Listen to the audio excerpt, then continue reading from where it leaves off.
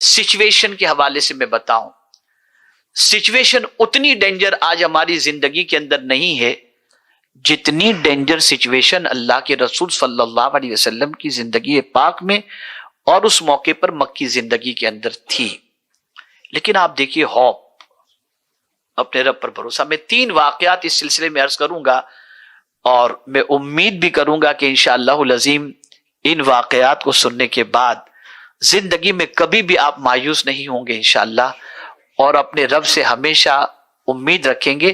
اور یہاں ایک حدیث یاد آ رہی ہے تو میں عرض کر دوں کہ آقا کریم صلی اللہ علیہ وسلم نے فرمایا، اللہ اپنے بندے سے ویسا ہی معاملہ فرماتا ہے جیسا بندہ اللہ سے گمان کرتا ہے۔ یہ گمان کبھی مت کرو کہ ہمارا تو کبھی اچھا ہونے والا ہی نہیں ہے، یہ گمان کرو اللہ انشاءاللہ ہمارا بہتر ہی کرنے والا ہے۔ اس لیے کہ جب ہم پڑھتے ہیں تو یہ پڑھتے ہیں بیدک الخیر، اللہ کے دستے قدرت میں خیر ہی خیر ہے۔ اللہ اپنے بندوں کا بھلا ہی چاہتا ہے، بھلائی کے علاوہ کچھ نہیں چاہتا۔ اس کو رسول اعظم صلی اللہ علیہ وسلم نے فرمایا، مومن کے لیے تو خیر ہی خیر ہے، تکلیف آئی صبر کیا تو خیر، نعمت ملی شکر کیا تو خیر، تو مومن کے لیے تو خیر ہی خیر ہے۔ اب آئیے میں آپ کو بتاؤں مکے کی سچویشن کو، آپ تھوڑا سا سوچیں۔ سوشل بائیکاٹ کیا جا رہا ہے، خانہ کعبہ کے سامنے حرم شریف کے اندر نماز پڑھنے حضور کو نہیں دی جا رہی ہے۔ جو لوگ اسلام کی آغوش میں آتے ہیں، مسلمان ہوتے ہیں، وہ کھل کر کہہ بھی نہیں پاتے کہ ہم مسلمان ہیں، چھپ چھپ کر۔ اسلام کی تبلیغ بھی چھپ چھپ کر دار ارقم کے اندر ہو رہی ہے۔ ایسی سچویشن، لیکن آہستہ آہستہ اسلام قبول کرنے والوں کی تعداد بڑھ رہی ہے۔ اس وقت لوگوں نے سوچا کہ کیوں نہ حضور صلی اللہ تعالی علیہ وسلم یعنی شمع نبوت کو گل کر دیا جائے، یعنی حضور صلی اللہ علیہ وسلم کو قتل یا شہید کر دیا جائے۔ تو جب یہ ہو جائے گا تو پھر یہ مشن ختم ہو جائے گا۔ اب اس میں بڑے بڑے لوگ تیار ہوئے، پلاننگ ساری چیزیں ہو رہی ہیں۔ اس وقت جب حضرت فاروق اعظم اسلام قبول نہیں کیے تھے تو انہوں نے بھی تلوار اپنی نیام سے باہر نکالی اور پلان بنا لیا کہ میں چلتا ہوں اور جا کر کے حضور صلی اللہ علیہ وسلم کو قتل کرتا ہوں۔ اب آپ دیکھیں، میں آپ کو سمجھانا چاہتا ہوں، ایک ایسا بندہ جو قتل کے ارادے سے نکل رہا ہے، وہ کتنا دشمنی میں آگے نکل گیا ہوگا، دشمنی میں کتنا آگے نکل گیا ہوگا کہ قتل کی پلاننگ اس نے کر لی اور تلوار بھی نکال لی۔ لیکن حضور کا خوف دیکھیے اور حضور صلی اللہ علیہ وسلم کی امید دیکھیے۔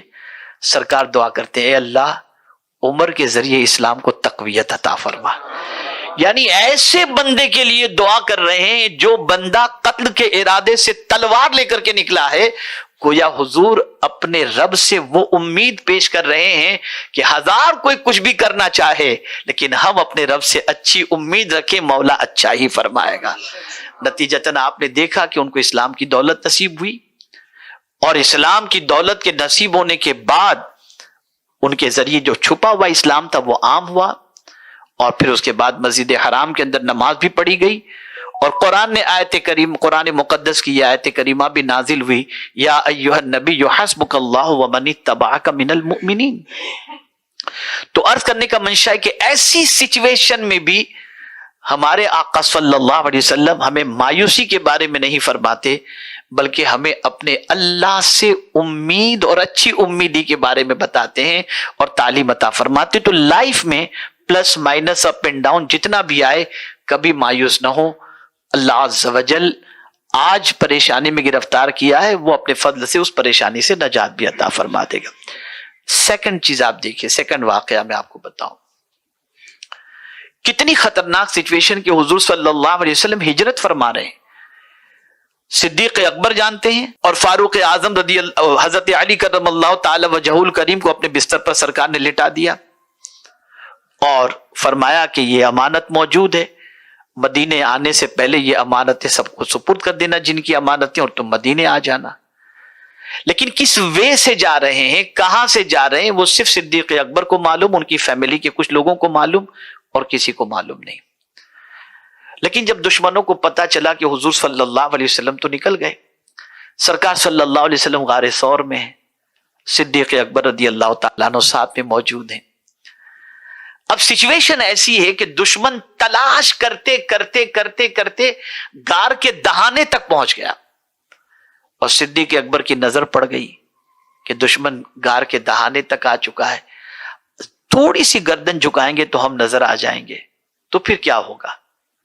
लेकिन उस वक्त भी हुजूर सल्लल्लाहु अलैहि वसल्लम के दिल में डर नहीं था, बल्कि सरकार सल्लल्लाहु अलैहि वसल्लम सिद्दीक अकबर से फरमाते हैं, ला तहज़न इन्नल्लाह माअना, अबू बकर गम न करो, अल्लाह हमारे साथ है। ये एक उम्मीद, इसी को कुरान ने कई मकामत, नहनु औलियाउकुम फिल हयाति दुनिया व फिल आखिरा, हम जंगलों बयाबान में भी अगर हों और हमें कुछ समझ में ना आता हो तो हमें यकीन रखना चाहिए कि वहां भी हम अपने रब को याद करेंगे तो वहां से भी हमारा रब हमारी फरियाद सुनेगा, इसलिए कि वो नींद से पाक है। ये नहीं कि इस टाइम पे तुम पुकारोगे तो वो सुनेगा, ला ताखुज़ुहु सिनतुम वला नौम, वो नींद से पाक है, जब तुम चाहो उसे पुकार लो वो तुम्हारी पुकार को सुन लेगा। ये उम्मीद, ये सेकंड चीज हुई। थर्ड वाक़े को आप देखें, सुराका ऊंट की लालच में हुजूर को गिरफ्तार करने के लिए निकले। अब आप सोचिए, सरकार सल्लल्लाहु अलैहि वसल्लम सब कुछ छोड़कर हिजरत कर रहे हैं, माइग्रेट, और पीछे दुश्मन पकड़ने के लिए दौड़ रहा है, और यहां तक कि हुजूर सल्लल्लाहु अलैहि वसल्लम के करीब वो पहुंच चुके। अब एक क्वेश्चन मैं आपसे करता हूं, सिचुएशन ऐसी थी, मक्के में सब छोड़ के जा रहे हैं, दुश्मन पीछे आ रहा है। इस सिचुएशन के अंदर जब सुराका ने पकड़ने की कोशिश की, हुजूर ने जमीन को हुक्म दिया, सुराका को जमीन ने पकड़ लिया, माफी मांगी, जमीन ने छोड़ दिया हुजूर के कहने पर। यह होता रहा, दो एक मर्तबा ये मामला हुआ। फिर जब उन्होंने बिल्कुल मादरत चाली तो सरकार सल्लल्लाहु अलैहि वसल्लम ने क्या फरमाया, होप देखिए, उम्मीद देखिए। इरशाद फरमाते, सुराका वो वक्त कैसा होगा जब कसरा के कंगन तुम्हें पहनाए जाएंगे।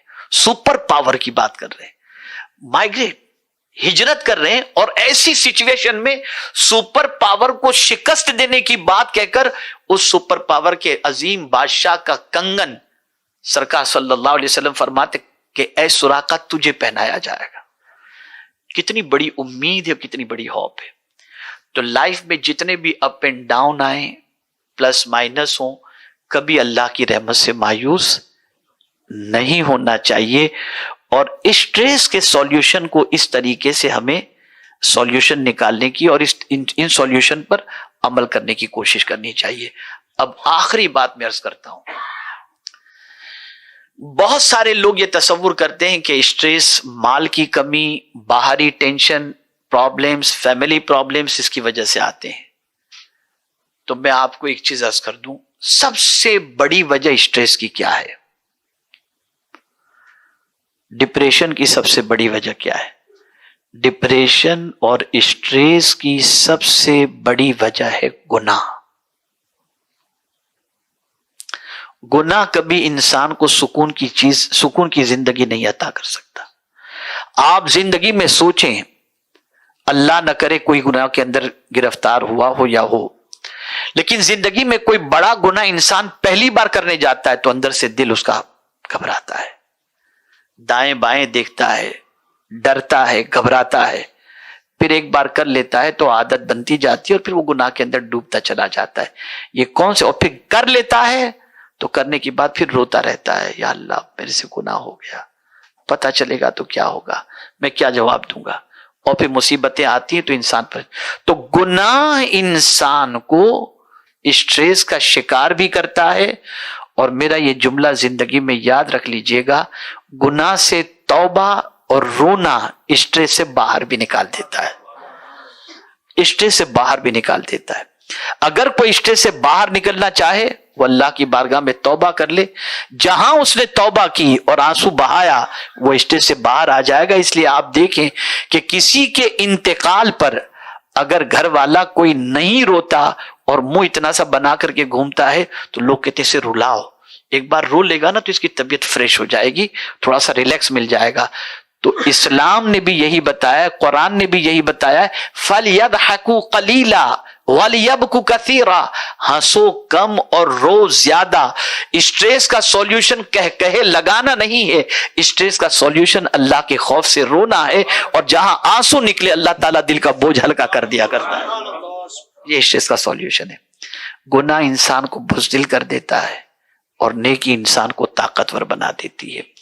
یہ چند کلمات خیر تھے جو آپ کی سماعتوں کے حوالے میں نے پہنچانے کی کوشش کی، اور جو ٹاپک آج کے سلسلے میں جو ہے وہ فکس کیا گیا تھا، اس ٹاپک پر میں نے کوشش کی کہ آپ کو جہاں تک ممکن ہو سکے میں اپنی معلومات آپ کی سماعتوں کے حوالے کر سکوں۔